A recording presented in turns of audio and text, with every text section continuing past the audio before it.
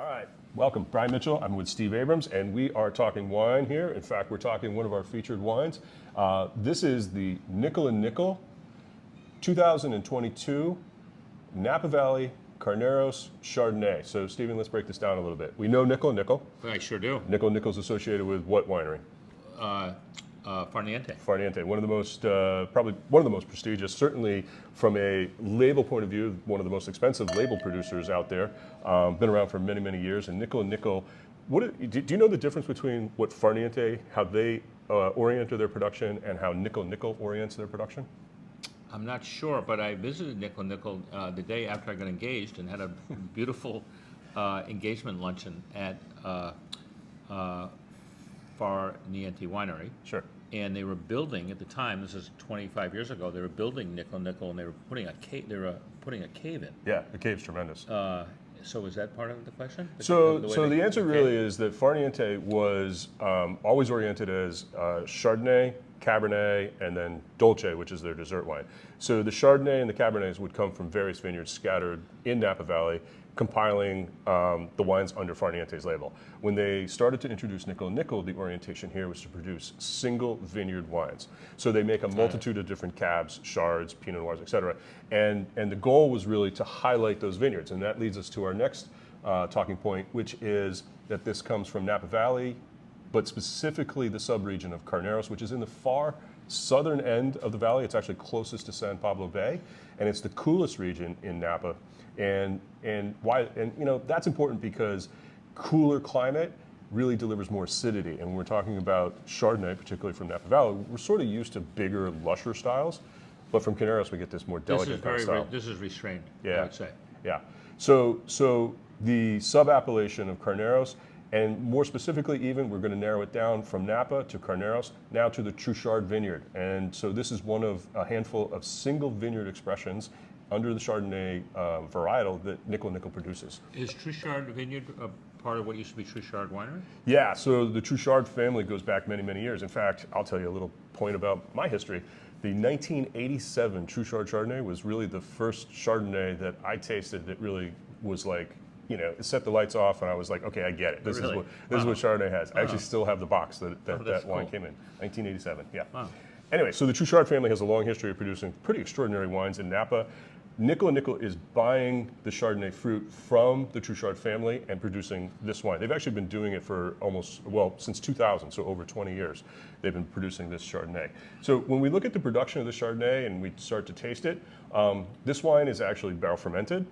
It doesn't see any malolactic conversion. What that means is that it actually retains a lot of its nice fresh acidity, and that coolness in the climate that I talked about a little while ago really kind of makes this a balanced style of Chardonnay. So we look at the color. Color is golden? Yeah, yellow golden. There's just a touch of that, and I think that golden creeps in, that golden color creeps in because it is barrel fermented, and the aging in the oak barrels, which is about 10 months, gives it just a little hue of that golden kind of color. When we smell it here. Honeysuckle. Yeah, so typically with Chardonnay, we're going to have a little bit more sort of like apple and pear and aromatics from fruit like that. Then you have some oak influence, and you also get some floral aspects like the honeysuckle that creep in. But you don't get that buttery, oaky, big stuff that you get in. It's not heavy-handed. Only 30% of the Chardonnay. Yep. Only with overuse of oak. Overuse of oak and malolactic. Right, and I think the key is that they only use the barrels that they use. Only 30% of them are actually new. So you're definitely getting that influence of French oak here, which is a little bit more of that baking spice kind of quality. In mouthfeel, of course. And typically mouthfeel, yeah, absolutely. And then 70% of the barrels, the difference is actually one year old or one past barrels that they've previously used to make another wine. So they don't have quite as much intensity. On the palate, what do you taste? Deliciousness. It's really good. Chardonnay. This wine is fabulous, and it's again, it's not over the top. I wouldn't call it like a Burgundy either, but it's kind of in between. Yeah, I would agree. Yeah, 100%. I think it has that because it retains that acidity. It doesn't have a heavy hand of use of oak. It's really kind of building into that middle ground between what we sort of historically expect from California, which is that bigger, fuller style, coming from warmer regions, but that sort of balanced, elegant style that we might expect out of Burgundy. It's very, that's a good word, it's elegant. This is extremely elegant, as you would expect from a nickel and nickel. Super drinkable, finishes, like you can taste, I still have a little bit of texture on my palate, maybe from that oak. I can taste the apple, even a little bit of nutty quality to it. Stephen, what would you pair this up with off of the menu? What kind of foods? Any, this wine goes with anything. You know, the obviously comes to mind seafood. White wine goes well with seafood, but you could put this with a pork chop. Absolutely. No problem. This wine would stand up to that. A veal chop, and of course a tuna, a swordfish, a seafood pasta dish. It would be excellent with a lobster and Chardonnay. Is there anything better than that? Not really. Yeah, so I think the key there is that we tasted some other wines that you might have with raw seafood, things that have a little bit more brighter quality to them, less oak perhaps. Here, because we do have a little bit of oak, we want to have slightly fuller dish, meaning all that seafood, but cooked seafood, steak seafood, things like that.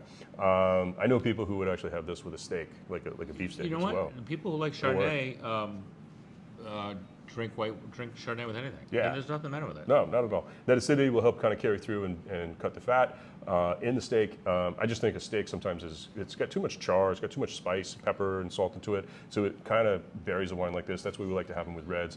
But this Chardonnay for that middle ground in your menu would be a perfect wine. So super elegant. So the key takeaways here, I think, are Nickel and Nickel is a extremely well-known and well-regarded winery, especially in relation to Farniente over the years.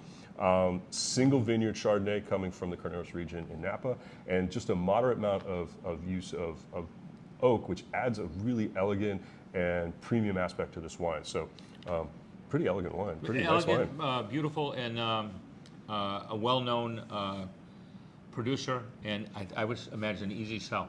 Yeah, totally. Anybody who likes Chardonnay is going to love Yes, this wine. and you can sell this with confidence. There's not anybody I can imagine you're going to pour this for and they're going to say I don't like it. Absolutely. All right. Cheers. Cheers.